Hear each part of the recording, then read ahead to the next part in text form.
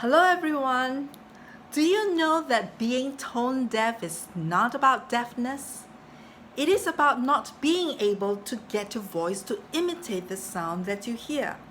So, an example of being called tone deaf goes like this. A note is being played on the piano, and the singer or child sings la. You play another key, and you probably get the same sound. La. How would you train someone who can't pitch according to the sound played on the piano? Is it even possible? My answer is absolutely yes.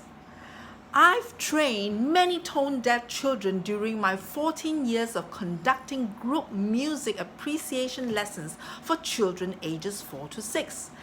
During these formative years, they went from a whole class of 12 children, some tone deaf, to every one of them carrying a tune and singing complete songs in pitch by the age of 6.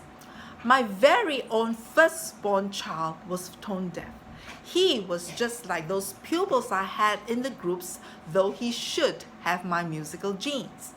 But I trained him as I did with the others, and by the time he was in secondary or high school, he and his friends formed a 5-boy singing band in a prominent school here in Singapore, and he sang the harmony. I call it alto.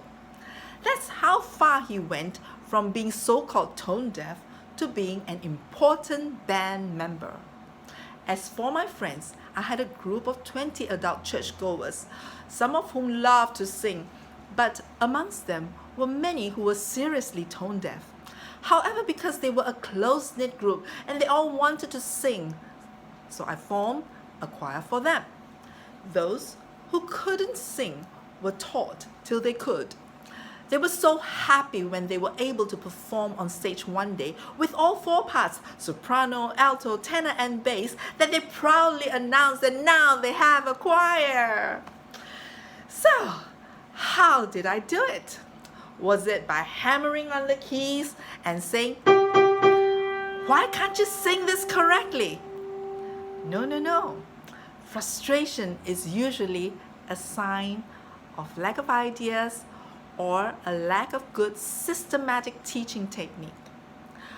What I did, if this shortcut works, would be, if they can't imitate the sound of the piano, then I find their pitch. In other words, use the piano to imitate the sound they are singing. So if they sing la, I would look for it maybe somewhere here, or no? Okay, la, that's closest to that sound. Get them to recognize that what you are looking for is the same sound. Once you've found that pitch, slowly move them to another pitch, a second or a third interval up. If this doesn't work, then go to the exercise below. I will ask them to imitate sounds of fire engines, like this. Then I'll ask each of them to put their fingers on their throats to feel the Adam's apple going up and down for the high and low sounds. Next, I make another sound of the fire engine. That's lesson number 1, and it's their homework. At this point, it doesn't matter if they are not making the pitches you want. Rather, it's about loosening up their vocal cords and making their voices change pitch. Next lesson would be to check if the child or pupil can make the first sounds of the fire engine. It will be very good if you can hear a change of pitch, perhaps like this. Imitate the sound. Next, encourage them to widen the range like this. And if they can do that, then widen the range further. And even further.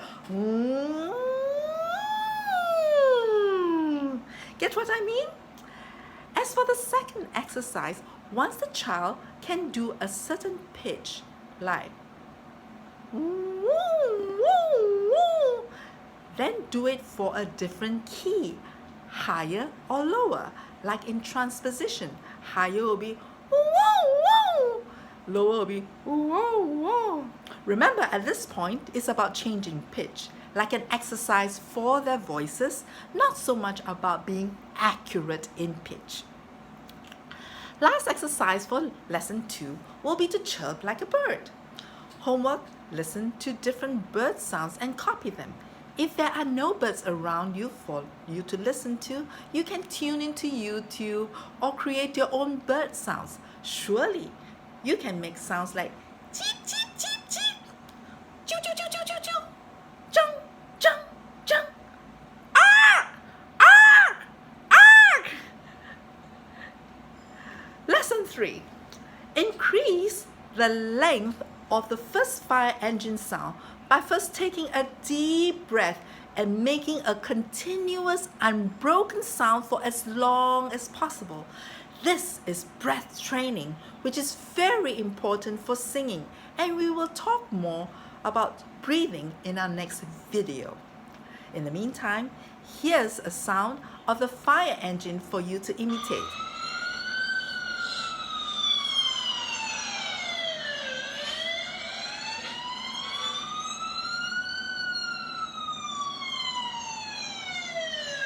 Okay, how about this next sound?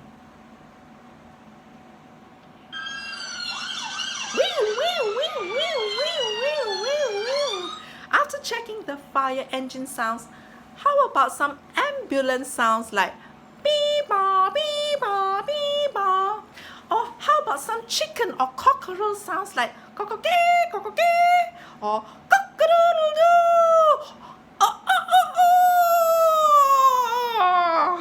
or cat sounds, elephant sounds, sounds of doorbells, car horns, trains, ding-dongs, chimes of clocks, cuckoo, etc. Usually, children will have so much fun doing these that even the very shy ones will smile and break their shyness by having some fun with you.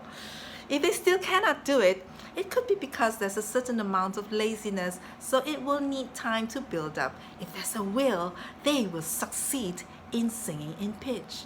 Now you can move on to having them make a sound and you follow that sound.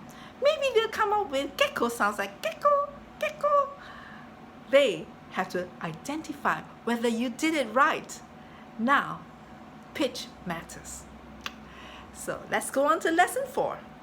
It is after these steps are well received and developed that you can go on to having them follow the sounds that you make with your voice, whether elephant sounds or pitch sounds on the piano.